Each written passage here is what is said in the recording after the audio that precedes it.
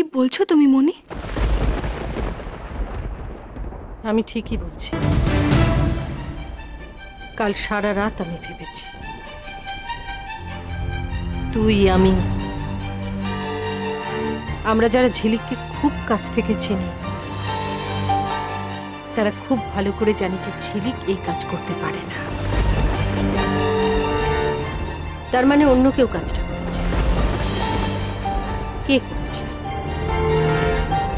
সেটাই আমাদের প্রমাণ করতে হবে।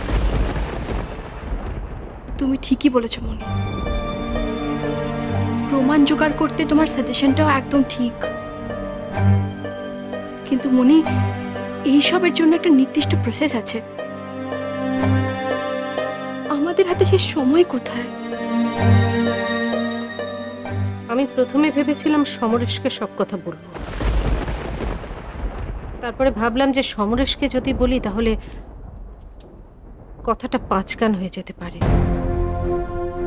রিক, মোহিনী ওরা জেনে যেতে পারে, তাহলে ওরা বাধা দেবে। ঝিলিকের সবকিছুর ক্ষেত্রে আগে যেরকম দিয়ে এসেছে। তাহলে কি করা যায় বলো তো? আমার মনে হয় যে আমাদের অংশুকে যোগাযোগ করতে হবে। অংশুই একমাত্র লোক যে আমাদের সাহায্য করতে পারে। হ্যাঁ মনি, তুমি ঠিকই বলেছ। অংশুবাবুর হেল্প আমাদের খুব কাজে লাগবে। আমার মাথায় কেন যে আসেনি আগে। আচ্ছা, আমি অংশুবাবুকে কল করছি, তুমি কথা বলে নাও।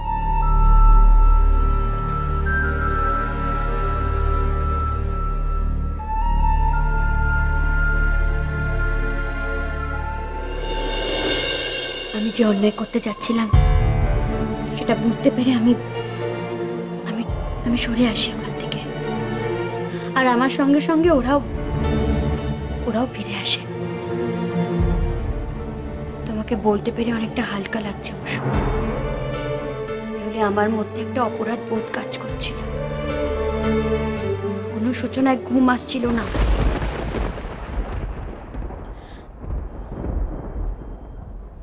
আমি যে সত্যি অন্যায় করতে যাচ্ছিলাম, তার জন্য তুমি আমাকে ক্ষমা করো।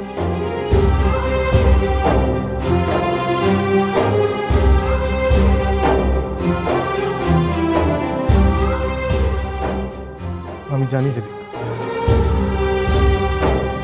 তুমি কোনো অপরাধ করতে পারো না।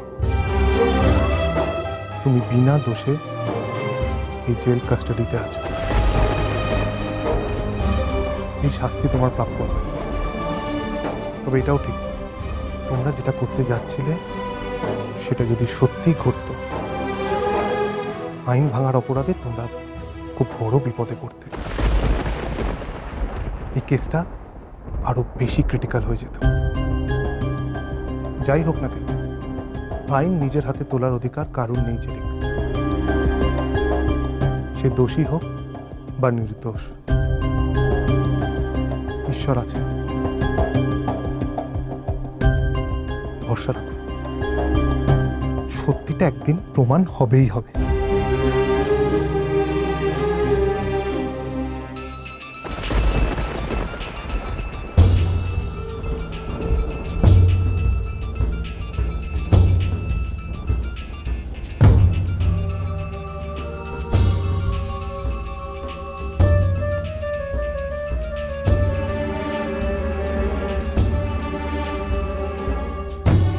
আমি আসছি।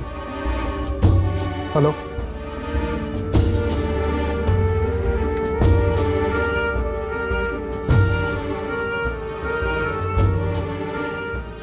কি হয়েছে ঝিলিক? জেলা সাহেব এসেছিলেন কেন? উনি কি কিছু টের পেয়েছেন?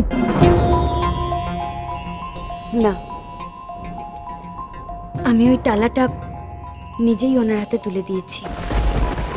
কি বলছো? ভয় পেও না সুধা, ভয় পাওয়ার কিছু নেই। এটা ওনার জানার খুব দরকার ছিল।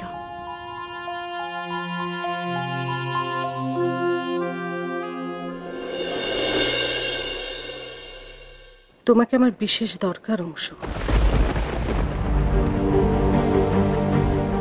আমি এই ব্যাপারে তোমার সঙ্গে সামনাসামনি কথা বলতে চাই। কিন্তু আমি তো এখন ডিউটিতে, ইভিনিংয়ে না হয় একবার। তাহলে তো অনেক দেরি হয়ে যাবে বাবা। আচ্ছা ঠিক আছে, তাহলে এক কাজ করুন, আপনারা আমার অফিসে চলে আসুন। তোমার অফিসে? আমরা তাহলে তোমার অফিসেই আসছি। অংশু, আমার ঝিলিক কেমন আছে? এমনি ঠিকই আছে, বাট এমন একটা সিচুয়েশন, মানসিক চাপ তো থেকেই যায় না। ঠিক আছে, আমি রাখছি। ঠিক আছে।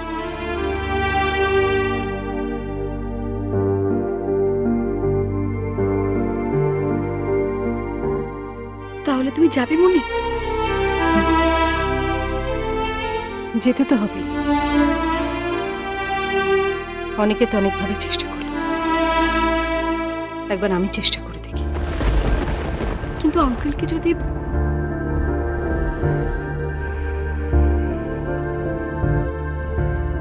সমরেশকে এখন কিছু বলার দরকার নেই। যা বলার আমি সব পরে বুঝিয়ে বলবো।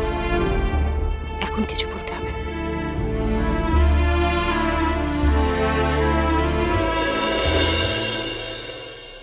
তুই যে শুধু আদালতের কাছেই সত্য গোপন করেছিস তা তো নয়, আমাদের কাছেও করেছিস। সেদিনের ওই ঘটনাটা তোর আমাদের বলা উচিত ছিল না, মানিস তো?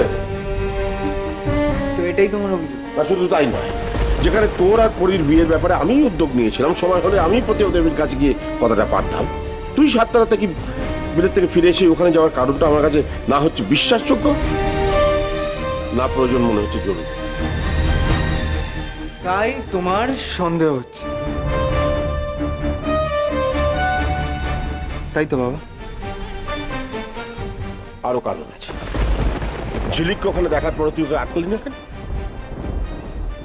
দিদিভাই যে বাড়িতে ছোটবেলা থেকে বড় হয়েছে, ও ওই বাড়িতে গেলে আমি কেন আটকাবো?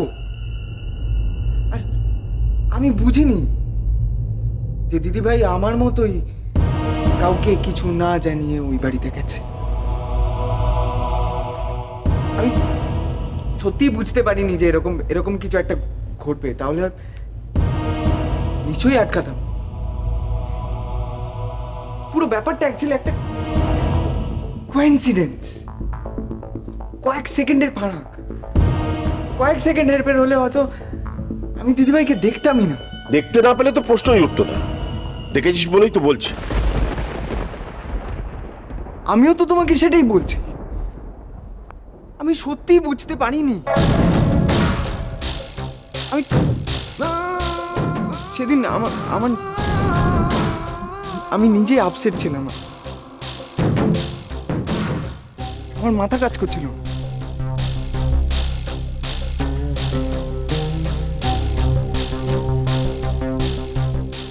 তোমার কাছে আমারও একটা প্রশ্ন আছে, ইনফ্যাক্ট সেটার জন্যই এখানে আসা। অকারণে যে সাংঘাতিক অভিযোগ আদালতে আমার বিরুদ্ধে আনা হয়েছে, সেটা সম্পর্কে তোমার কি মত? সেটা কি খুব ঠিক কাজ হয়েছে বাবা? ঠিক ভুল এখন আদালতের বিচার। যেখানে এই হত্যা মামলায় তুই একজন প্রধান অভিযুক্ত, সেখানে আমার মতামতে কি যায়?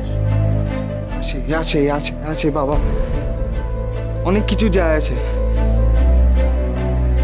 সেটা তুমি কোনোদিন বোঝোনি, হয়তো বুঝবেও না।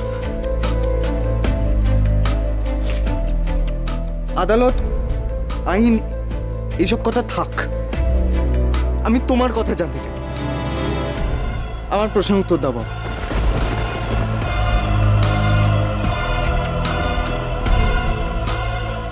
তুমি ভুলে যাচ্ছ, এই মামলায় অন্যতম প্রধান অভিযুক্ত আমার মেয়ে ঝিলিক, এবং আমি বিশ্বাস করি এই জঘন্য অপরাধ সে করতে পারে না।